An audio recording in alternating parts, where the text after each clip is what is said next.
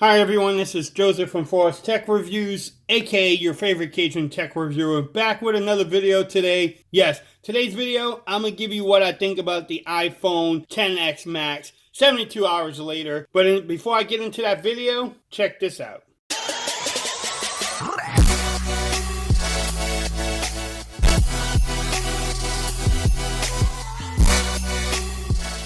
Okay everyone, so in this video, yes, I'm going to give you my opinions on the iPhone XS Max 72 hours later. I've been using it for about 3 days now. Got it on Friday around 8:30, 9 o'clock, and I've been using it, and it's rocked so far. In this video, I'm going to go over things I like, some things I don't like about it, and just give you my experiences with it. If you have the phone, great. Let me know what you think about it in the comments below. Let's get a discussion going. First thing I want to talk about is just the build of it. The 6.5-inch display is a bigger improvement to me because it just feels like more of a phone. It has a bigger display on it, and it's just nice. I mean, coming from the 10 or the XS, I mean, this is just like a perfect size phone, not gonna lie. I don't think people will have a problem with it. My daughter actually has been holding it too, and I thought she was going to say the phone is too big, but she actually loves, how it feels. I mean, look, the gold is just bam. In certain lights, it does look a little pinkish sometimes, a little scary, but my daughter actually likes it too, that color. But this is just a great looking phone. So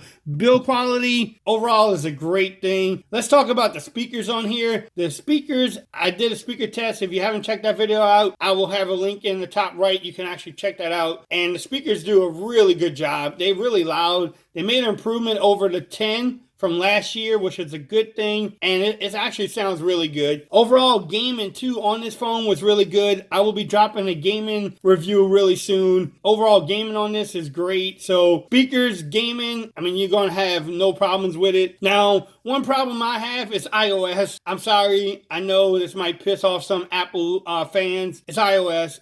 It's not, I won't say it's boring. You just can't customize it as much as you want to. I don't have my clock screen on there. Yes, I have to get over it, but I wish I just have a little bit more customization allowed on it. But it's iOS. I understand that. Now, my overall experience with the phone has been really good. It's fast. The A12 Bionic chip is good. I have no problems with the chip. It works really great. The apps load up good. Everything looks good on it. But I just wish I could customize it. Some of the things that you have to do it twice on this phone. Like the camera app, even if I want to change the resolution for the videos, I have to go into settings, change it there, and then come back to the camera. It's just the little things like that irks my nerves or a little bit too much to do. Make it simple for us. The overall experience of the phone is great, but iOS and the customization, I wish I just had a little bit more. Some of the things are a little bit tedious too. Like I said, it takes 2 or 3 steps when I'm used to taking just one. Also, using the phone as a phone, which we normally don't talk about a lot, is great. The calls are great. I can hear people. iMessage is cool.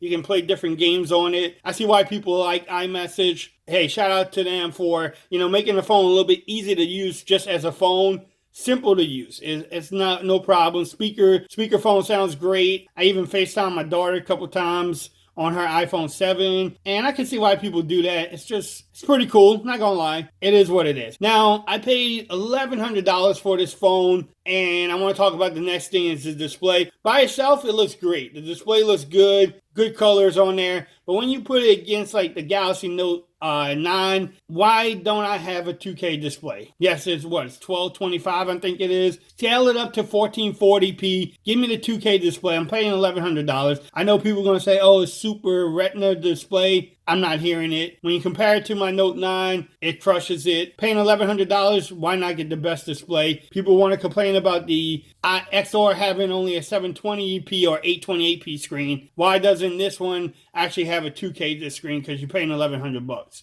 I'm just pointing out my things. You may love the display. You may think it's the best of the best, the cream of the crop. Hey, that's your opinion. Let me know in the comments what you think about it. Also, the cameras on here are really good. I will have a camera test if it hasn't released yet. I did a video test on here. I took some pictures. Still working on a comparison with the Note 9, and the cameras are really good.